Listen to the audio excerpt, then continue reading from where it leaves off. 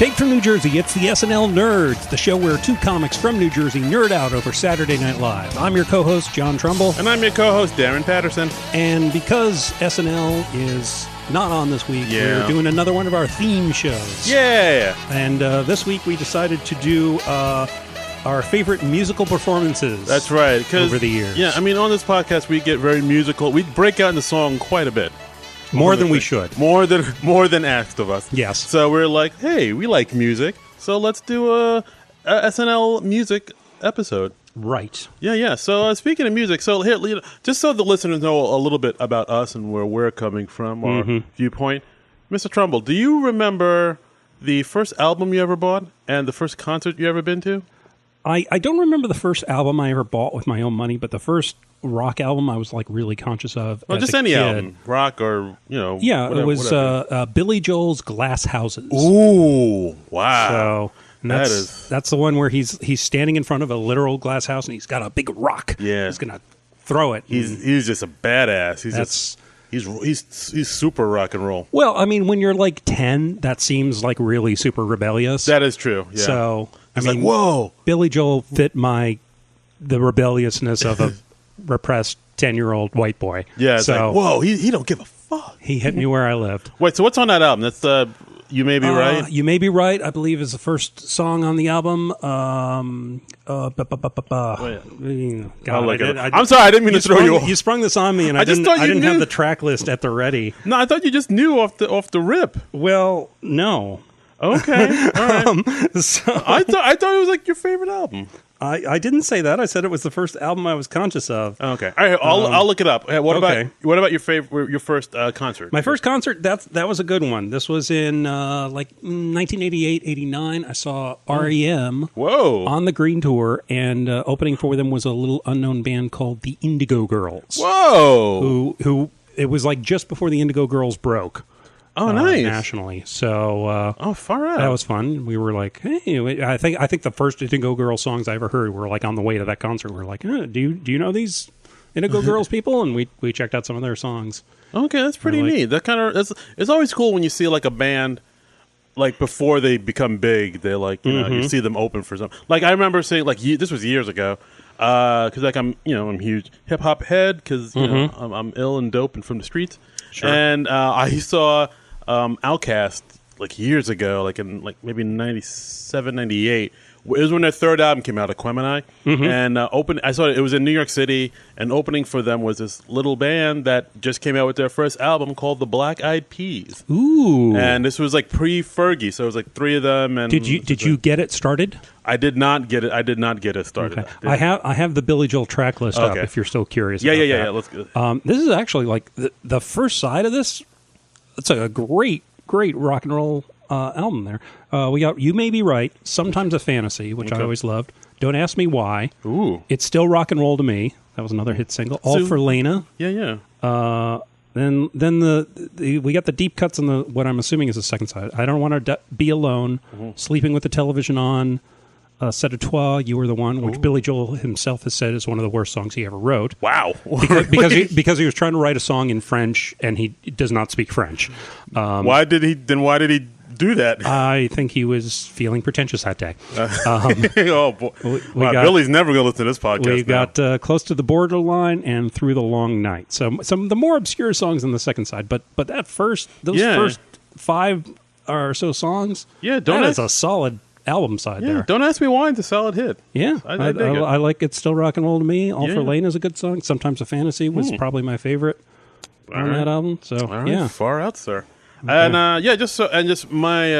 So the first album, I bought two albums at the same time. They were my first ones. Okay. It was like a 1990, I believe. So I was in junior high. I bought because I listened to a lot of Top 100 at the time, and 1990 around that time it was all like dance and techno music was like really big. So first album I bought was the first CNC Music Factory album, Gonna Make You Sweat. Yeah, and that also came out around the same time I bought this other album called The Simpsons Sing the Blues. So I'm pretty cool. Wow. Yeah. That's pretty great. I did the Bartman. That was in Deep Trouble. It had that. Yeah. Can you name any other song off that album? No. Okay. Well, no. There was. I remember Homer did a cover of "Born Under a Bad Sign" on that album, and I think that's it. That's all I remember. Wow. I mean, I mainly brought it just on the strength of "Do the Bartman," just because that Bartman thing was like all the rage, and like that's back at the time when everybody had a Bart Simpson T-shirt. Yeah, it was like you were really, really huge in the first season or two of that show. It was pretty bonkers. And what was your first concert? First concert. This happened in '97. I was in college again. I went to college right in the city. I went to Queens College. So in the city, there's this venue. It's not around anymore that I really liked. It's called Tramps. It was like 21st Street between like 5th and 6th, something like that. Like in like a Chelsea area. Mm-hmm. So at concert I went to, Wyclef Jean. Wow. Yeah, this was when his first solo album came out, The Carnival. Okay. That's when it had the that Staying Alive song or whatever the song he sampled Staying Alive to. And it was a great concert. I really dug it. And this is an interesting story too, because like the way the venue was shaped was like it was like a kind of like a small, kind of sweaty venue, and the stage was on one side of the place and the bar was like way in the back. So like me and my friends were kind of packed in the back and everybody was kind of packed in looking at the concert. And then I was kind of looking around and I turned around and literally like maybe 2 feet standing right behind me was Chris Rock. He was standing right behind me and I was like, oh shit. And it was like Chris Rock at the height. It was like, Yeah. This is like Bring the Pain. Bring the Pain. And like I asked him to sign a flyer because like I had like a Wyclef Jean flyer that they were just handing out. I was like, can you sign this flyer for me? Because it's back when people asked for autographs and not selfies. Right. And he was like, yeah, sure. And he signed a flyer for me. So was he nice? Yeah, he was super nice. I didn't bug him. I don't like bugging celebrities. I'm not like one of those people who's like, yo, I need to take a picture with me. I need a selfie, fam. Or whatever people say. Like I just say hello, I enjoy your work, and then I just walk away. I don't want to feel like I'm intruding when it comes to celebs. Yeah. So I got a signature. I just turned around, said thank you, and enjoyed the rest of the concert. That is very cool. Do you still have that? I do. It's around somewhere. But I showed my friends it, and they were like, because it was dark, it looks like a signature, but you can't really tell. But so I showed all my friends, and I'm like, I don't know, this don't look like Chris Rock's signature. And you don't have a selfie to prove it. Yeah, God, before a selfie, they had a stupid StarTech. That's all I had. But still, that's a cool first concert experience. Yeah. Wyclef Jean. That's cool. All right. Okay. All right. So let's get back to SNL and talk about the musical performances that shaped and changed our lives.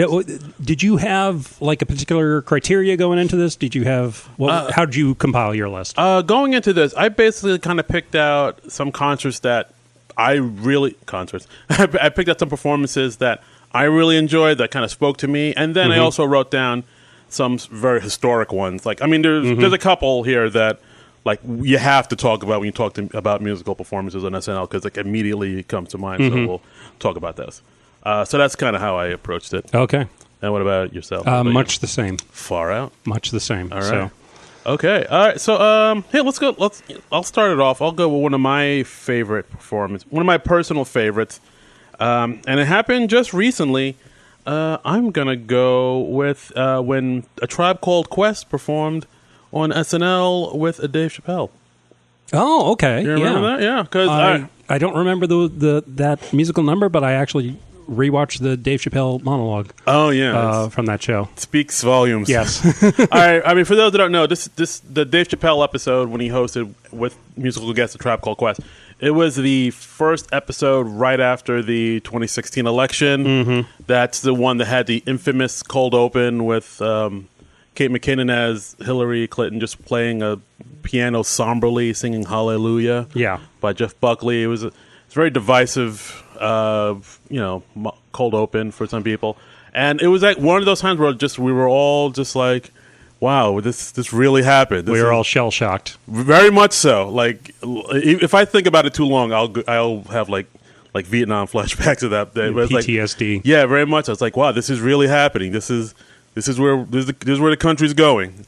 This is all right, and I can't speak for everybody, but for myself, like when that election happened, I was just really in a bummed out, dark place. I was like, my God, this is God, what the? But everything's okay now. Yeah. Oh no, everything's Jim. Yeah, everything's going swimmingly. Everything's Jim Dandy. That's right. but one of the things that helped. Crow Dandy. Oh, Jesus Christ. I'm sorry, it was that no, it was there. You took it. I can't. But Tribe Called Quest. Tribe Called Quest. So so one of the things that really helped me get out of those doldrums was the new Tribe album that came out days after the election. And I don't know, because I'm a huge Tribe Called Quest fan. Like, they're one of my favorite groups probably of all time. Like them and De La Soul. Like I said before, I'm big in the hip hop, especially 90s hip hop, and Tribe was just my group. It was just because they're from Queens, I'm from Queens. They actually grew up at like the town over from where I grew up. So I was like, that's my group. So when I found out that they were coming out with a new album, I was very excited but wary too, because like their last few albums were like so. So when the new album came out and I listened to it, it was like way better than I thought it'd be. I thought it was amazing. And the fact that one of their original members, Fife Dog, passed away kind of hit me hard. So when Tribe Called Quest came out and they did the first song called We the People, which is, if you listen, it's a very angry song about the state of the world today, which is weird because Tribe Called Quest isn't known for being angry. If you listen to a lot of their stuff, it's very kind of happy-go-lucky, but also sometimes it gets kind of serious and melancholy. But it's never been angry. It's never been like almost militant, like Chuck D type anger.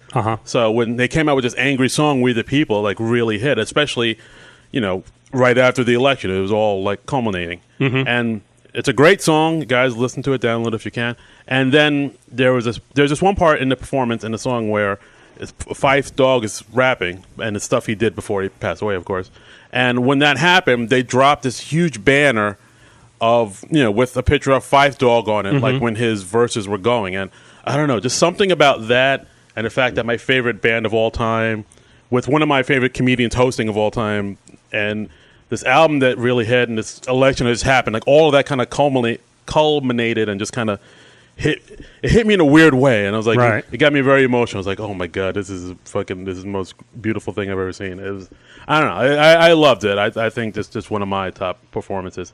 Happened in November of 2016. Yeah, hit you in the right place at the right time. Hit me in the right place. I was just like, God, this is, gave me chills. Chills, Trumple. Okay. All right, so I'll leave it up to you. So that's a good choice. Yeah. I guess I'll say number 5 choice. This was something we threw this out to our Twitter followers to ask them to suggest some things. Right. And that's at SNL Nerd Show on Twitter. Please follow us. We just broke 100 followers. We're up to like 109, 110 followers now. So, go us. Yeah. And one of the first responses we got was from who was it again? You were telling me before we were on the air. Ruby the Rube? I think so. They suggested Beck Clap Hands. Yes, Ruby the Rube. Ruby_the_Rube. Hey, Ruby. So thank you, Ruby. And as soon as they suggested that, I was like, oh yeah, I totally remember that. But I probably wouldn't have remembered that if they hadn't suggested it. Yeah, it came out in 2006. Yes, that was October 28th, 2006, season 32. Host Hugh Laurie. Wow.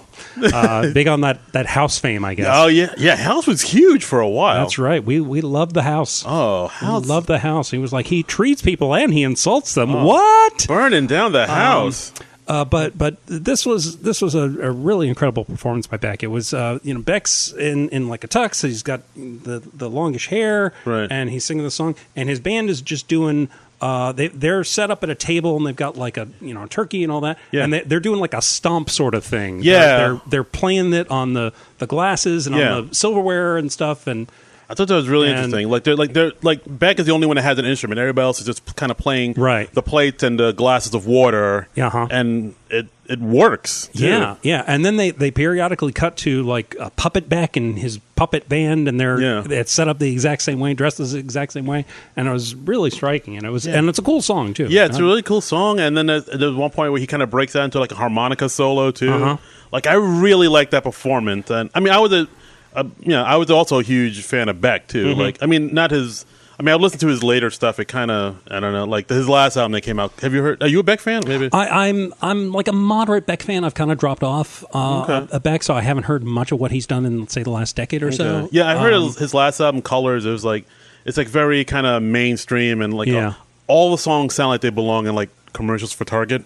Okay. A little bit, but like if you listen to early Beck, like Mellow Gold, Odelay, even like Mutations and El Guero is, I think, the last album of his I was really into. Yeah. El Guero was good. Midnight Vultures I liked a lot. I think I have Midnight Vultures. Midnight Vultures is really good. Yeah. Sea Change, like he's just like so oddball and weird, and it just kind of worked. So to see him sort of bring his oddballness into this SNL performance, it was like incredible. Like, it's not. I think it's hard to find a little bit this performance online, but it is out there. It's out there. I did some deep diving and I found it. I found you got friends in high places. I found like I think one of the versions I watched was where they do the video like and they rotate it diagonally. Oh. And it's sort of like in a diamond pattern, I guess, because that way the automatic algorithms can't pick up on it.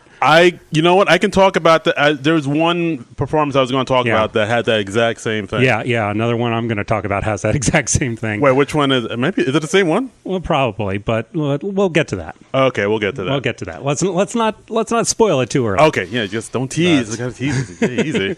But it was a great performance, and it takes a lot to really do a performance that really stands out on SNL, I think, because it can get kind of formulaic. Yeah, very much so.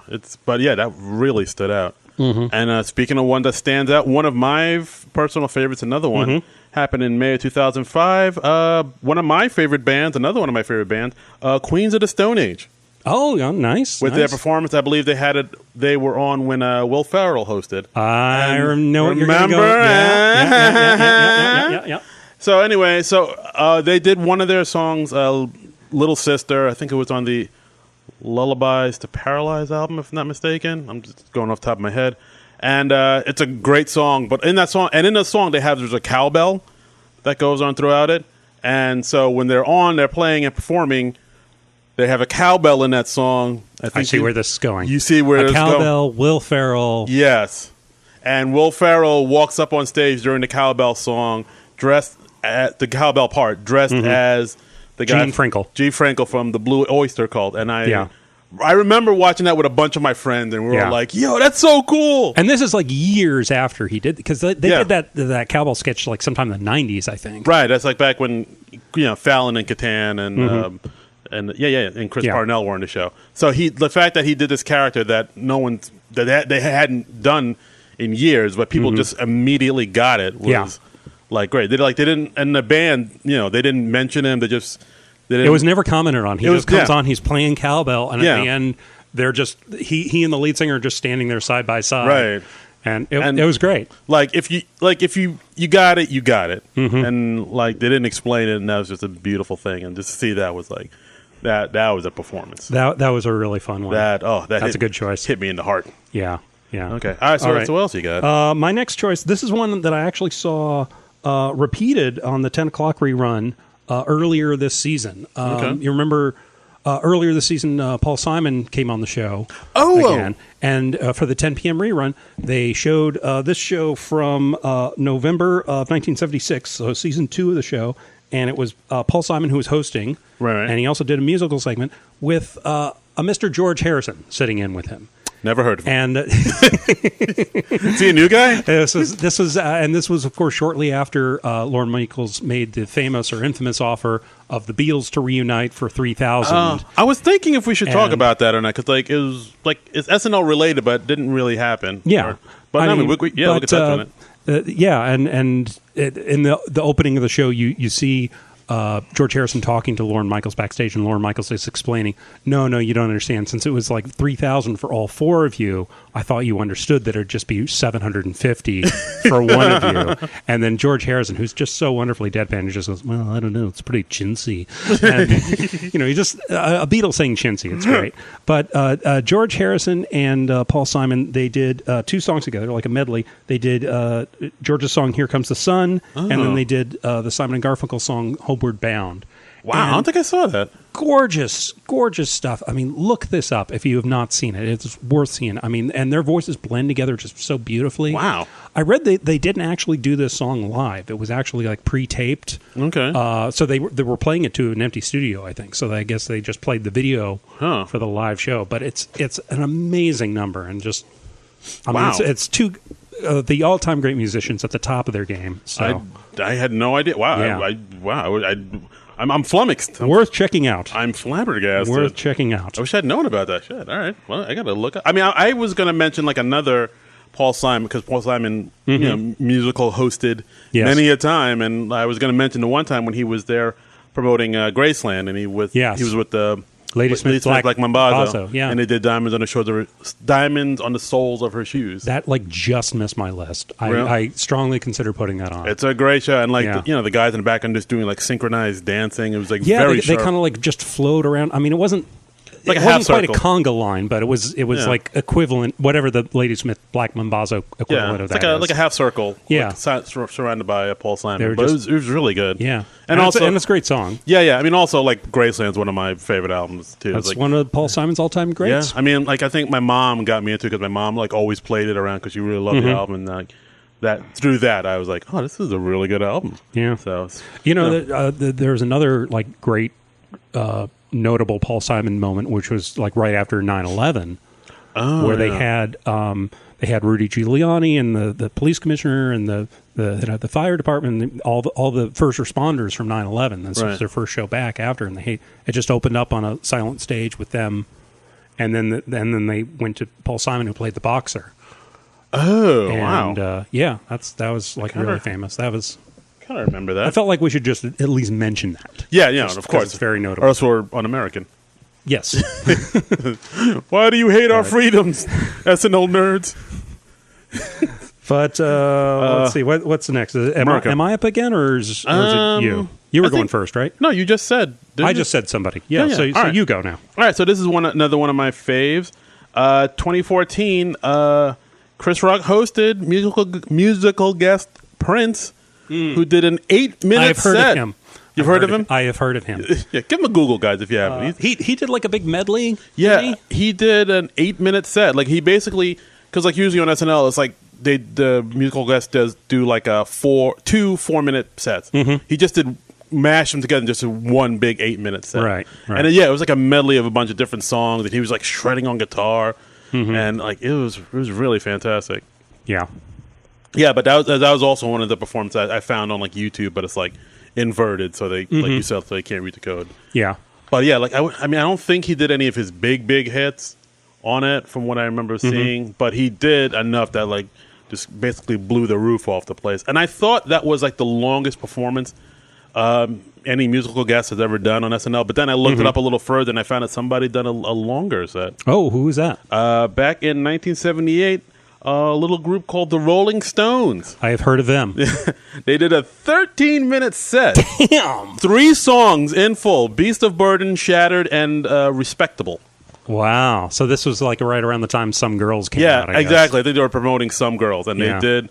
Apparently, they just let them do 3 songs back to back. Well, they're the Rolling Stones, man. You let them do what the F they want. Just get out the way and let Keith be Keith. It's funny that you brought up the Rolling Stones. What? Because my next choice... What? We didn't even plan this, guys. Was when Mick Jagger hosted in 2012. It was May 19th, 2012. Season finale of season 37.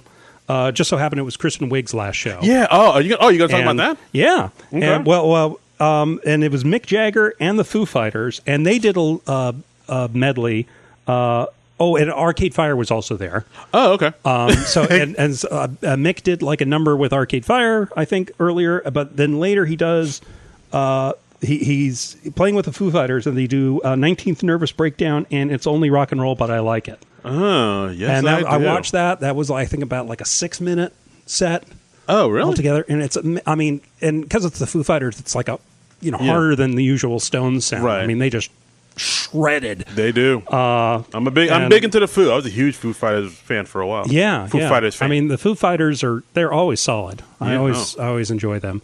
And it's Dave Grohl singing along with Mick Jagger. I mean, you can't do much better than that. No. And I read about this, and because it was Kristen Wiig's last show, they did a thing. Yeah, that She's a Rainbow. At the end of they did a medley of She's a Rainbow and Ruby Tuesday. Yeah, I thought that was kind of. I mean, they don't do that normally. It was a big extravagant goodbye. I mean, Kristen Wiig was. apparently just beloved on that show. Yeah. I mean, she was a huge performer on that show. Yeah, no, she was absolutely. like dominating the show her last few seasons. Absolutely. To the point where it got a little annoying, quite frankly.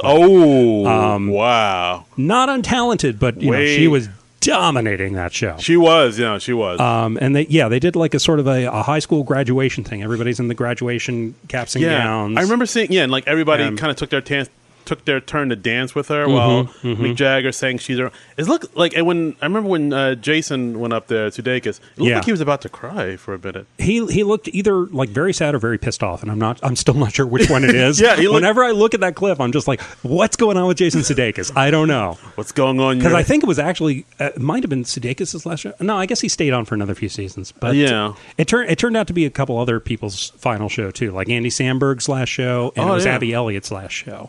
See, I didn't even remember that. Because I made such a big deal about Kristen Wiig. All the focus was on Wiig. And I read about, they had a cast after party, because, you know, it's the end of the season, it's Kristen Wiig's and other people's last show, and I found footage from this. and okay, so it's Mick Jagger performing with the Foo Fighters, and they're in the center of Rockefeller Plaza, so they're right in front of that big statue of Prometheus. Right. The movie? No. Oh. No. Is that a big DVD version of the movie Prometheus? No. All right. Well, they're in front of the big gold statue that's in the ice skating rink, and there was like they have water like flowing behind them, so it's like visually it's gorgeous. Okay. And they performed at the cast party afterwards as Chevy Metal, which is the name they performed under. Okay. And he performed. And Arcade Fire was also there. They performed Miss You. You keep saying that. Arcade Fire was also there. Yes. They performed Miss You. Amy Poehler sang Bad Reputation. Whoa. By Joan Jett and the Blackhearts. Leslie Knope. And then Kristen Wiig sang I Love Rock and Roll with Jason Sudeikis and Andy Samberg on backup. Huh. So you need to like find this on YouTube or wherever you go. Like do a search for like Mick Jagger, Foo Fighters, SNL After Party. Wow. You'll find it. Amazing stuff. That's fantastic. And it's kind of adorable because Kristen Wiig, like after the first verse of I Love Rock and Roll, she like forgets the lyrics and she just kind of Oh, come on, Kristen. You remember your line. You remember your lines on SNL all the time. You can't remember has I Love cards. Well, then write them on your hand. I don't think she knew ahead of time she was going to do that. I think it was kind of an impulse. I don't know about thing. That. It was still great.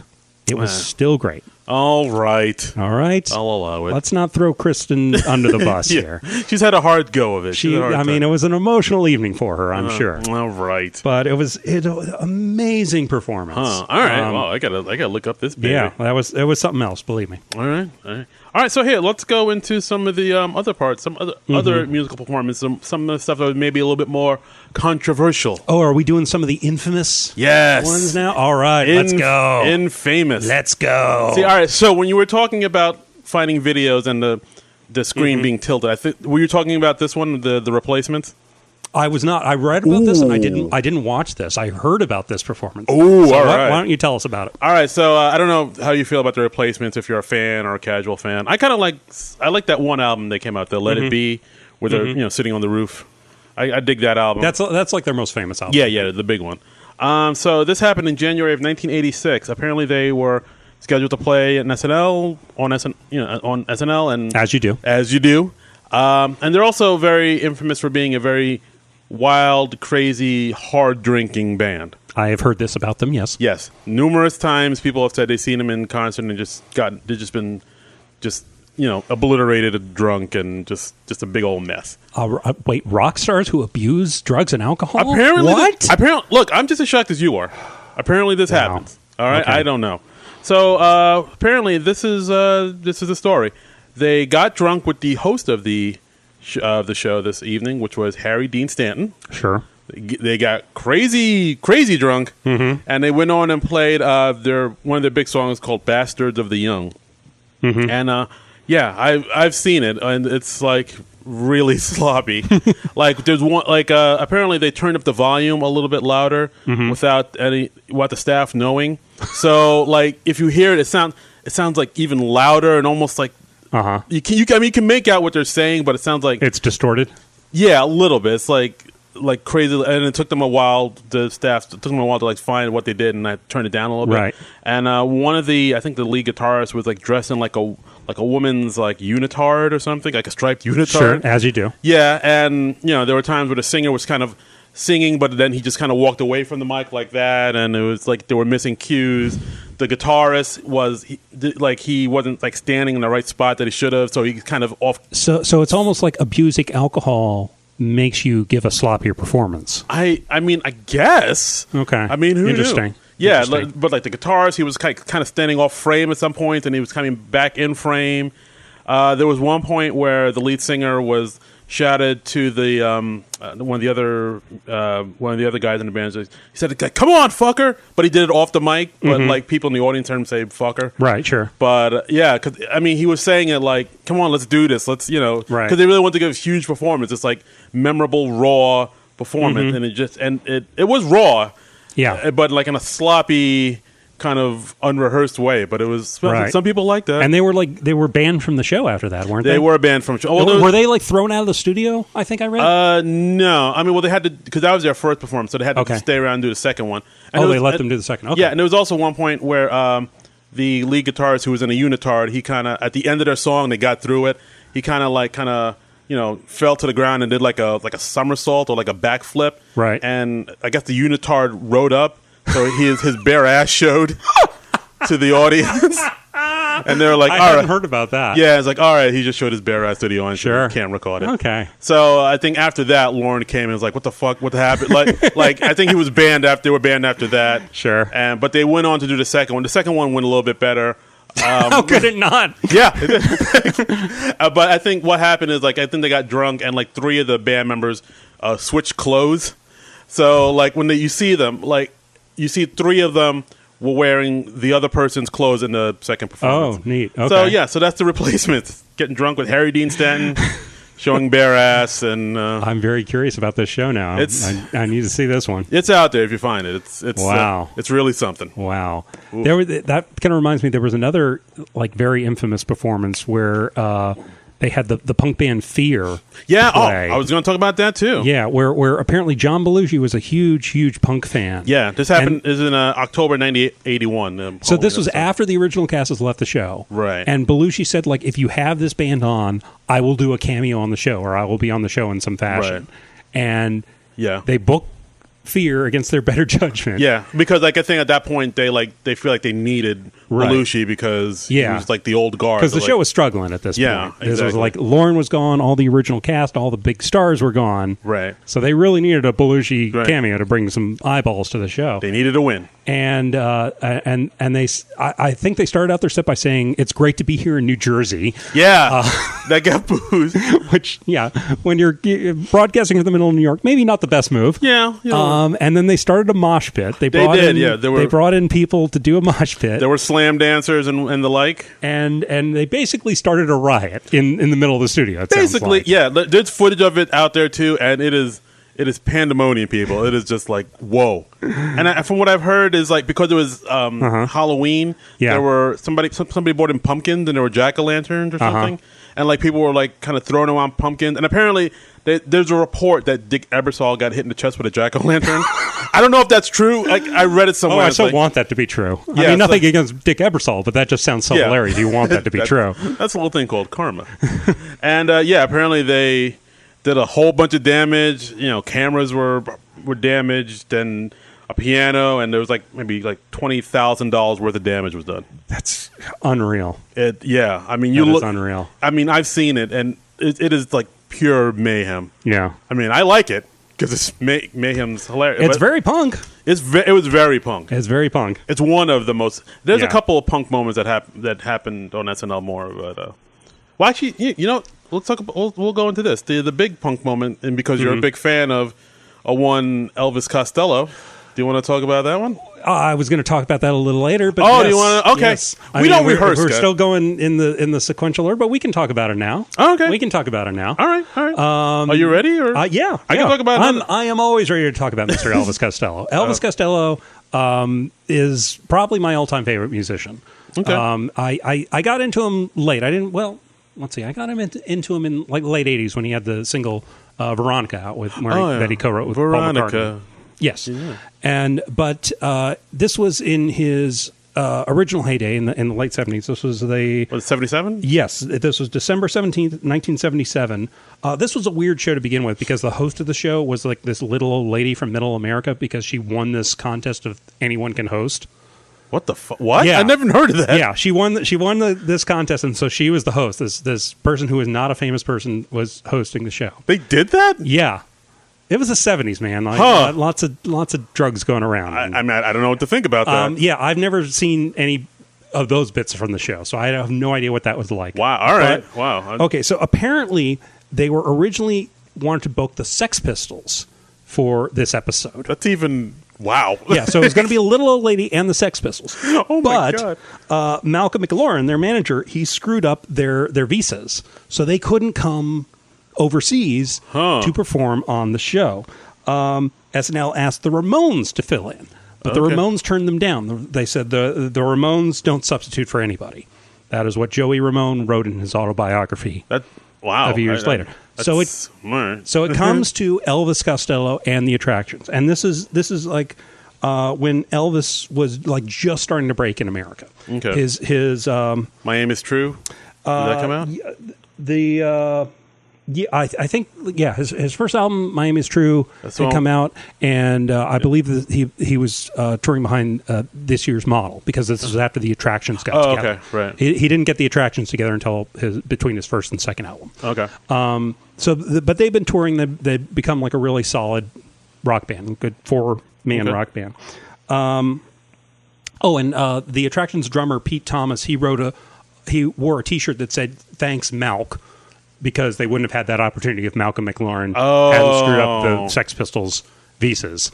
Wow, I didn't know that either. So he's wearing a T-shirt that says "Thanks, Malk." There's a little bit of trivia for you. Okay. So what Elvis Costello's radio or his record company wanted him to play the song. I'm Lesson Zero? Lesson Zero, thank you. Okay. And which is a song, it was largely about British politics, and it was about a guy named Oswald Mosley, who was the leader of the British Union of Fascists. Huh. So, it was largely about British politics, and Elvis didn't want to play this song because it was like, it's about British politics. Most Americans aren't going to know what the heck it's about. I've heard that song numerous times. I never knew it was about that. Yeah, he's written another version too. There was a version with rewritten lyrics called the Dallas version, where he changed it to be about the Kennedy assassination, and then Mr. Oswald in that is Lee Harvey Oswald. Yes. So more relatable to the Americans. SNL and his record company both want him to play Lesson Zero. He starts out, he's playing Lesson Zero. He plays like 3 bars of Lesson Zero, stops abruptly, and then just says, "I'm sorry, ladies and gentlemen, there's no reason for me to play this song here." He turns around to the Attractions and just says, "Radio, Radio," and then they just launch into Radio, Radio, which is a song I think they were forbidden from playing because it's slamming the broadcast industry. Right. It's basically about how trite and pre-programmed and bad terrestrial radio. Yeah. Is. I mean, it's not wrong. Yeah, and and the song's still relevant today. Yeah, absolutely. I mean, there's a lyric in there. The radio's in the hands of such a lot of fools trying to anesthetize the way that you feel. So you can see why a major broadcast network might frown on this song being played on their airwaves. I know. But it's such a great song. Yeah. You can't help but... Yeah. It's a toe tapper. Yeah. Wait, so did the rest of the band know he was going to do this? Or I don't think so. He just did it in the moment. I have a little thing that Elvis Costello himself wrote about it in the liner notes of a re-release of this year's Model. I'll read that in a minute. Okay. So he plays this song, and he's... And they're tearing through it, and Elvis seems like very angry. Yeah. And the legend goes that Lorne Michaels was so pissed off at this last minute switcheroo, right. Both because he's playing that song and because I'm sure it screwed up the time of the show. And you're doing a live show; it's pretty rigidly timed. Yeah. So supposedly Lorne Michaels was like standing right by the camera, giving Elvis the finger throughout the song.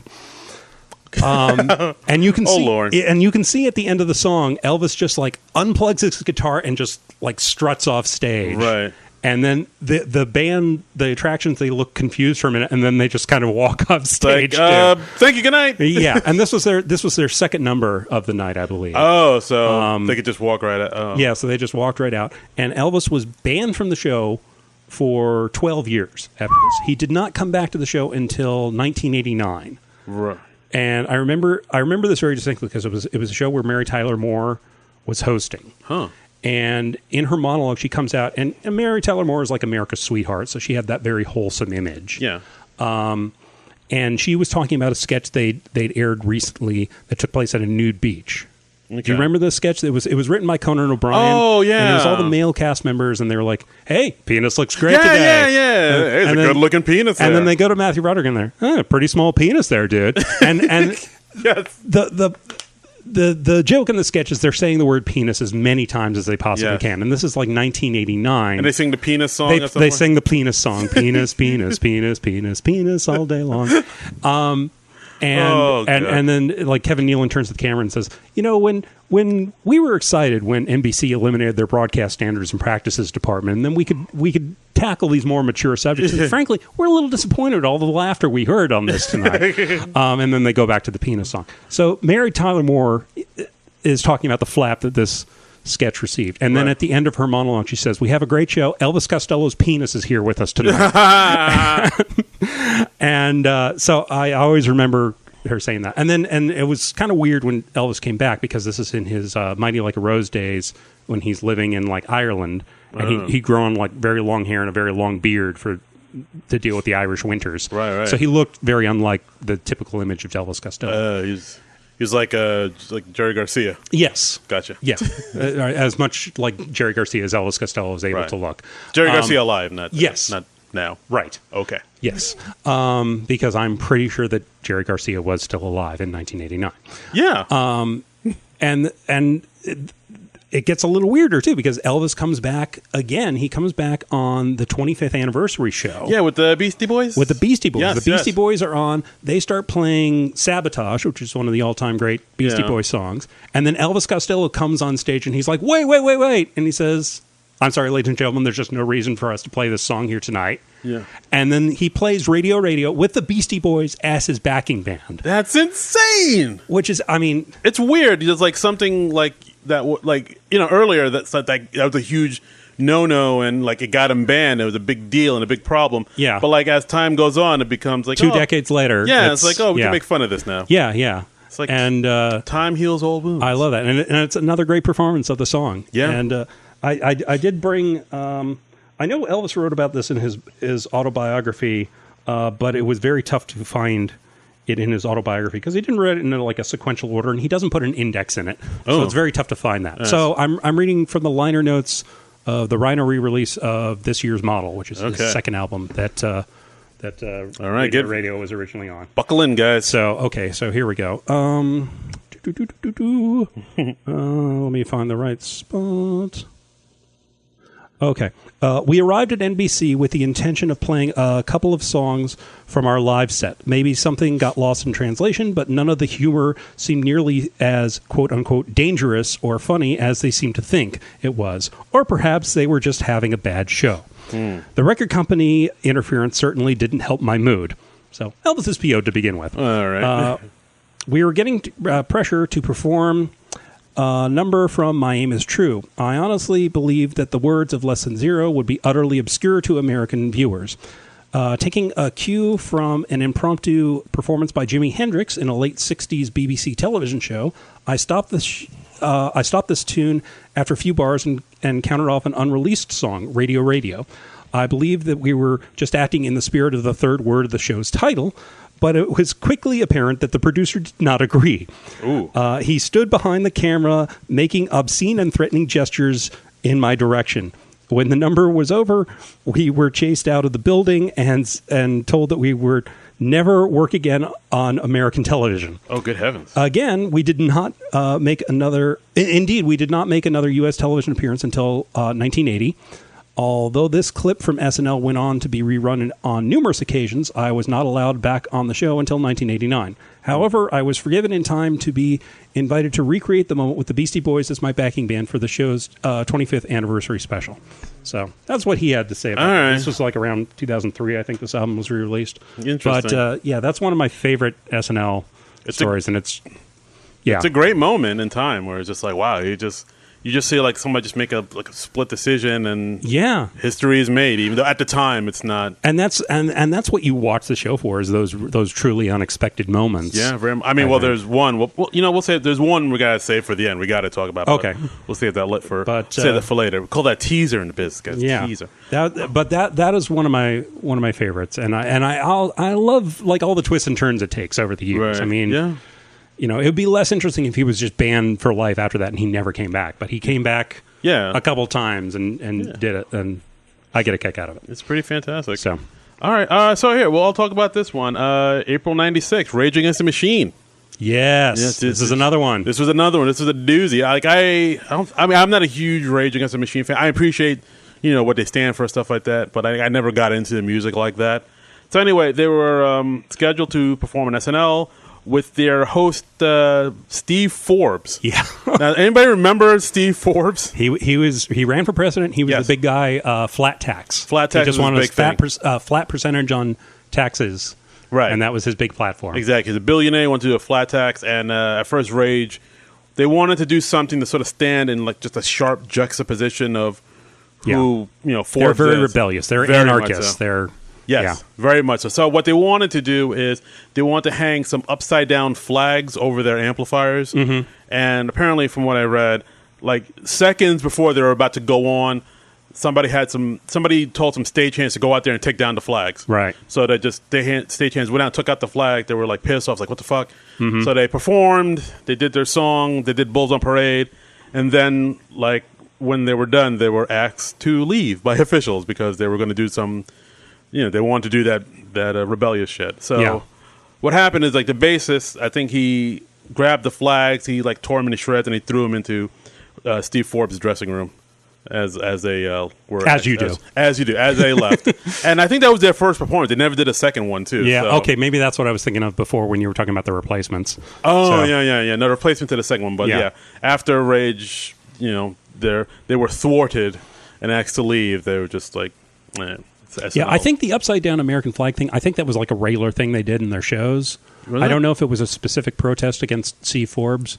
Oh, I think I read that was a regular thing they did. But, I didn't even know that. Oh, but I got I may be wrong on that, though. All right. But I'm just throwing that out there. Okay, I didn't know that. Wow. Well, look at you. Look at you teaching me. It's weird, like, whenever they show, like, artists do something, sort of protest something or make a statement. It's, I guess, depending on how they do it.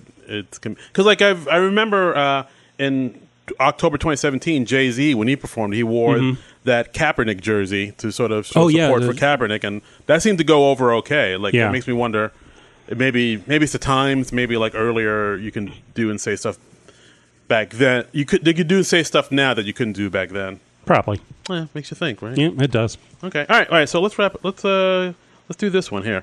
You remember a little known artist called Ashley Simpson? I have heard of her. The infamous October 2004 performance. I remember this very, very well because it was weird. The weekend this aired, this was actually the weekend of my 10-year college reunion. Hey. And so I was in Evansville, Indiana. So I was watching this episode in a hotel room in Evansville, Indiana. And I remember Jude Law hosted. Right. And it was Ashley Simpson. This was like her second number of the night. And she had already played her big hit, which was Pieces of Me. Right. And then her second number started, and it was going to be some other song. Autobiography. Okay. I have it written down. I don't know it off the top of my head, listeners. Sure, okay. I don't know. He did look down at his notes. I have notes. I can confirm. I'm not a Ashley Simpson fan. He is wearing an Ashley Simpson T-shirt now, but that is unrelated. It's laundry day, and that's all I had. Understood. Okay. Understood. No all judgment. Right. No Easy. No judgment. But she starts playing the song, and this is your thing. Why don't you tell the song starts playing, and you hear her vocals, but she is nowhere near the microphone. She's like, I think she was holding a hand mic, and it was like down by her legs. Right. She was holding it by her. Yeah, exactly. It's clearly she's not singing, but you hear her voice. Yeah. and like she looked confused, and the band looked confused. Yeah. And then she started doing like a little jig, like a little dance. Yeah. And then it just cut to commercial. And then she walks off stage, and her band just starts playing.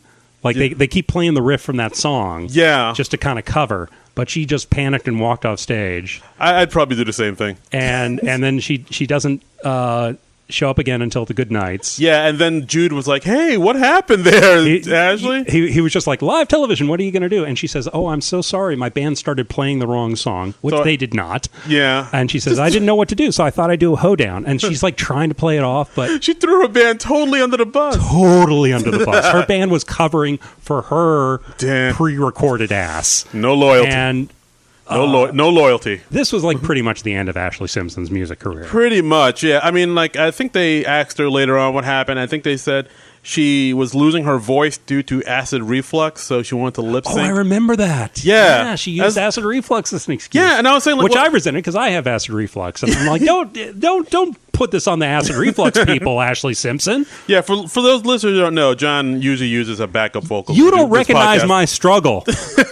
Don't take my pain. Use it for yours. And apparently Lorne Michaels didn't know about it, but yeah, they wanted to do like she wanted to lip sync, and it did not go the way she was going. And I did a little reading about this, and I heard that it happened. It might have been intentional because she was apparently so bitchy to the crew that they pissed her off, so they intentionally sabotaged that performance. Like they put her backing track and. Why would you do that? Don't. It worked. It did. Yeah, but don't. If that was intentional, whoa. Yeah, whoa. God, don't piss off the people that are helping you. Don't fuck with the crew, man. That's like cursing out the waiter. They're gonna spit in your food. Yeah. Don't do that. Exactly. Just be nice. I wonder if there was like any kind of investigation as to how that happened afterwards. I'm sure it got all swept under the rug. I wonder if anybody might have left lost their job because of that or something. Possibly. I don't know. Yeah. But oof. I mean, I don't know if it was Ashley's people or if it's... You would think somebody from the show would have to be in on it to know that they were planning to use a... Inside job, you think? A vocal track. This goes all the way to the top. I don't know, man. Wow. It's just... I have no inside information. I'm just curious. Wow. But it's just... If we get Mohawk Man in here, we'll ask him. That's right. I bet he knows. He has the answers. Yeah. He knows. Mohawk Man knows all. Mohawk Man knows what's up. He probably knows, but I'm sure he couldn't talk about it. Yeah. Oh, yes. Loose lips. Yeah. All right. So, I don't know. Do you want to end it up on the big one, the last one? Well, there was one other music performance I wanted to mention. This was not a controversial one. Okay. This was actually my number 2 choice behind the Elvis Costello number. But I just wanted to mention it was when the Blues Brothers did Soul Man. Oh, Blues Brothers! I was thinking about mentioning them. Beginning of season 4, it was November 18th, 1978. So this is early in the 4th season, and Garrett Morris introduces them, and it's the Blues Brothers band backing them. It's the same guys from the movie, except Paul Schaefer's on the keyboards, and they come out and they do Sam Cooke's Soul Man. Yeah. And it's still, I think, one of the best performances I've seen on SNL. That's true. They tore the roof off the place. It just starts out with them standing perfectly still, and then when the riff kicks in, they start dancing just from a dead stop. And Belushi and Aykroyd in their younger days, they had the moves. Yeah. They were good dancers, and Belushi has an incredible energy as a singer. He does. And it may be my favorite version of that song. I mean, that might be sacrilege, but it's how you feel. That's great. But yeah, as when you were talking about like Belushi's energy, another instance of that is when he performed with Joe Cocker Joe Cocker. Yeah. He did like a dead on. That's got to be weird for Joe Cocker to see. Like, is that what I look like? Yeah, well, like Belushi did it. I think it was like the 3rd episode. They didn't have a musical guest because I think they're still figuring out the show format. And so Belushi comes on and he does Joe Cocker. He did, I think, Little Help from My Friends. I think it was A Little Help from My Friends. What would you do? Which you may remember as like the theme song that was used on the Wonder Years if you're of that generation. Yes. And then, like, a year or 2 later, Joe Cocker comes on the show, and they do Feeling All Right. Yeah, Feeling All Right. And it's Joe Cocker comes out, and he starts singing the song with his, and it's great because it's Joe Cocker. Yeah. And then, like, the second verse, Belushi comes out dressed identically. Yeah. In, like, the white suit with a T-shirt. And he's doing his Joe Cocker with this sort of spastic arm movements. Just and, like, and it's great. I mean, his Joe Cocker was dead on. It was it was eerily similar. And Joe Cocker apparently wasn't offended by this. He was just like, oh, that's what I look like. Yeah. But other people were apparently offended on his behalf. Oh. but I found an interview with Joe Cocker where he's talking with Tom Snyder, and he's like, oh, no, it was fine. I mean, obviously, he wouldn't do it with Belushi if he was. If he took any genuine offense to it. I'm offended for you, Cocker. Yeah. You stand down, Cocker. I'll take this. There were a lot of Joe Cocker people backing him up. The cockerheads or yes. The cockles. I don't know what to call them. Yeah, it's always weird when you see somebody doing it. Like I was thinking about like another person that does a really good impression of. You ever see when Jimmy Fallon does his Neil Young impression? I think I remember that. It is so like. I remember his Mick Jagger impression better, actually, but that's good. I mean, he's done it recently on the Tonight Show now. Okay, it is eerily like he is Neil Young when he does that. Like he'll do like the Fresh Prince of Bel-Air theme song as Neil Young. Oh, that's funny. They changed it so it sounds like more like a Neil Young song, but it's really good. They also had one where they had he did a Neil Young song. I forget what it was. It might have been like Iggy Azalea Fancy or something. But like as he was doing it, then Crosby, Stills, and Nash came out behind them. And then all four of them were singing it. Oh, that's hilarious. Yeah, and then there was another one where the actual Neil Young came and sang next to him as Neil Young. Wow, I had no idea about that. Look him up. His Neil Young is like crazy spot on. And he does a really good Bruce Springsteen too.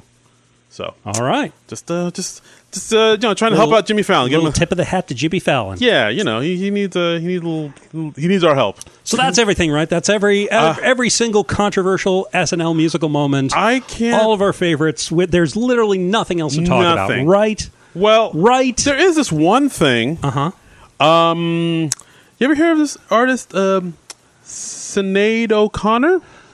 Cue ball in the side pocket. Oh, geez, there it is. Uncle Fester. Sinbad O'Connor. Yes. God. Yes. All right, for those that don't know, I mean, this... should I? Yeah. Okay. There we go. Thank you. And that's in support of whichever viewpoint you have on this. So I'm not going to get into it. Yeah, this was...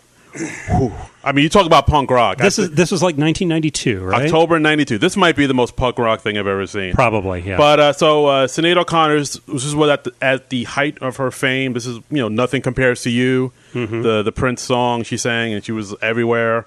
So what she wanted to perform this a cappella version of War, Bob Marley's song War. And during rehearsal, she held up a picture of a Balkan child to sort of protest child abuse during wartime, and that's what was in the rehearsal. Right. During the live taping, switcheroo. She switched it up, and so she changed up some of the words in the song from "fight racial injustice" to "fight child abuse," and she held up a picture of the Pope, Pope John Paul II, and the current Pope of the time. Yes, the current Pope at the time. Yes, yeah, that's right. She held up a picture of the Pope, ripped it up, and said, "Fight the real enemy." Now, no one in NBC knew she was going to do this. The director, Dave Wilson, made a decision to purposely not turn on the applause sign. So it's just dead silence. Dead silence. It was eerie. It was. I've never seen a performance where there was just nothing afterward. Yeah. The host of that show was Tim Robbins, and I believe he was raised Catholic. Didn't mention her at the end of the show at all. Didn't thank her during the good night? Didn't acknowledge her. And she didn't come out on stage again, did she? I don't think so. Yeah. Wow. But, yeah. And wow. This pretty much ended her career. From what I understand, she was doing this in protest of... This is when the stories about child abuse in the Catholic Church were really starting to break. Right. Or maybe even before they broke. Right. So I think a lot of people just didn't know what that was about. Yeah, no, and they were confused. They thought it was like a bit. I mean, I guess it was an anti-religion statement, but it was more. It was more about child abuse in the Catholic Church, right? That's the bulk of what she was protesting. It's a story that's still around today. Yeah, she was telling. That's the real thing about it. It's like she was right. Not wrong. She was right. She had a point. She was saying, "Hey, the Catholic Church is doing some pretty fucked up things here. You should look into this." Yeah, and the whole world was like, "No." you're a terrible person. Like we all turned our back on her. And she made her into like a pariah. Well, I mean, because I think I understand what she was trying to do, but I think she probably went about it the wrong way because I think her statement it's kind of obscure. You don't really know what it. I mean, it's very provocative and controversial to tear up a picture of the Pope, but unless you make it clear why you were tearing up a picture of the Pope, it's and I read a little about this in the Live from New York book, the oral history of SNL, and I think Al Franken was saying like she used to be like in the church, she was like a clergy person or she had some I don't think women could be ordained in the Catholic Church yet, but she had some sort of position, and so this was like a very huge thing for her. It was very meaningful for her. Yes.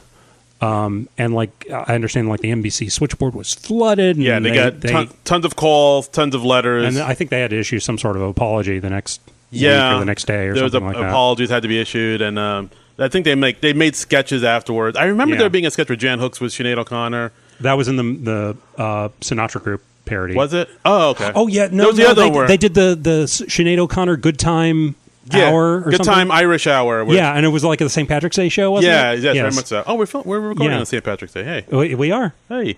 I don't know why I went to an Irish brogue right there. But, that performance was is legendary, and it pretty much ended her career. Like after that, no one wanted anything to do with her. She was persona non grata. She was a pariah. Yeah, very much so. That. I mean, I feel like if she did something like this now, maybe it wouldn't be as big a deal. Because I mean, Pete Davidson on the last show, he was talking. He said what he said about the Catholic Church, and like he's gotten some heat, but not nearly the heat. I think there's so much more out about it now. Yeah, that exactly. It's kind of undeniable that shit happened.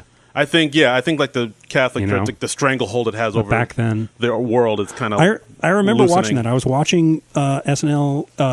I was in the middle of college at this point because this was like fall of '92, right? And I was watching with my roommate Scott. Hi, Scott. Listens to the show. Hi, Scott. Said a nice thing about us on the iTunes last week. Thank you, Scott. But we were watching, and I will confess, like after her first number, we muted her for the second number. Yeah, because we were just like, neither one of us are really into Sinead O'Connor, so we were like, we don't need to hear this. And then we see on the set, she just holds up a picture of the Pope, and we just see her tearing it up, and we were like, what? What the fuck's that about? I think we unmuted it so we could hear what she said, and we were like, so we were really confused. Yeah, we were like, what the hell was that? What? Huh? She got a problem with the Pope? He's a good guy. Yeah, we missed, what little setup it had. Yeah, I think, I think that's it. I think because what she was saying was just so far ahead of what anybody else knew about it. Yeah, maybe it was the timing, but it was. Oof.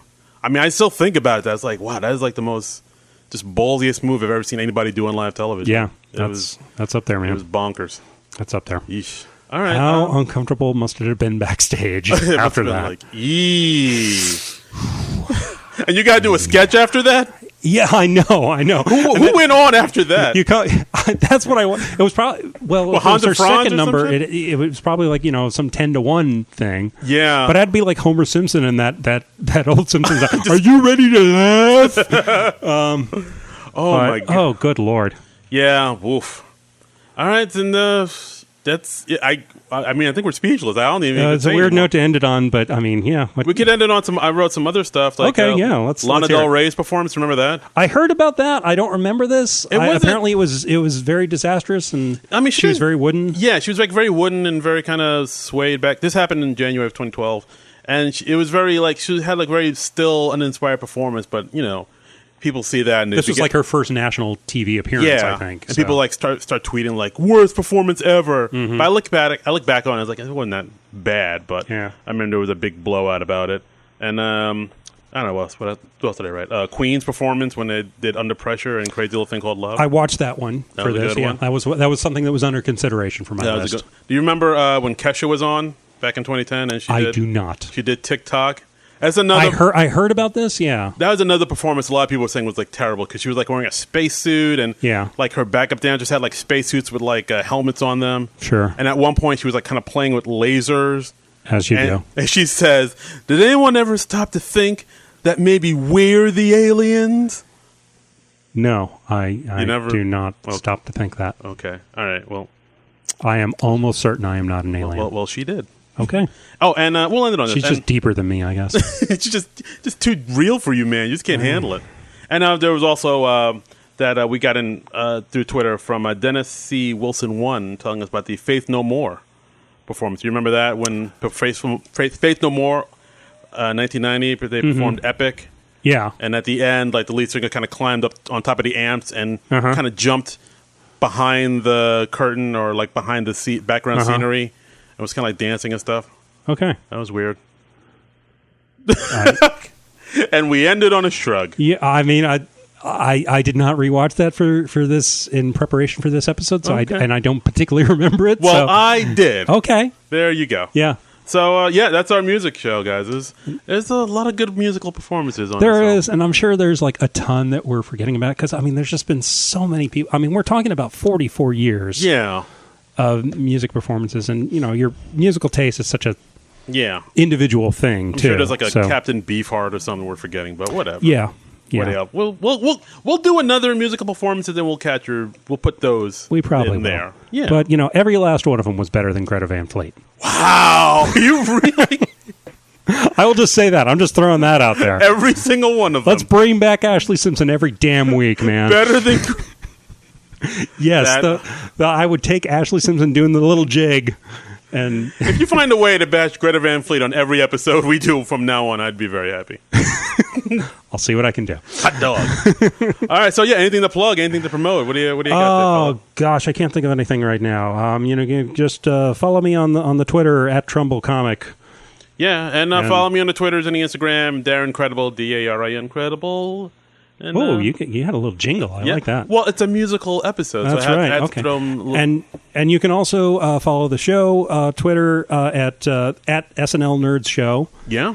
You can also go to non-productive.com and you can contribute to our Patreon. If you want to support the show, if you want more of this incoherent babbling that we do here. If you want more ramblings from middle-aged men, then donate to the Patreon. Why don't you? If you support me bashing Greta Van Fleet as much as possible, we will contribute to that. We will double up on that depending on how much money we get. That's true. We will turn this whole podcast into an anti-Greta Van Fleet if need be. If the price is right. Yes. Okay. And that's our show. And please go review us on iTunes or the other reviews. iTunes, Stitcher. That's right. And wherever else you can, just mail us. Send us a letter. Yeah. Put a message in a bottle. Smoke signals. Carrier pigeons.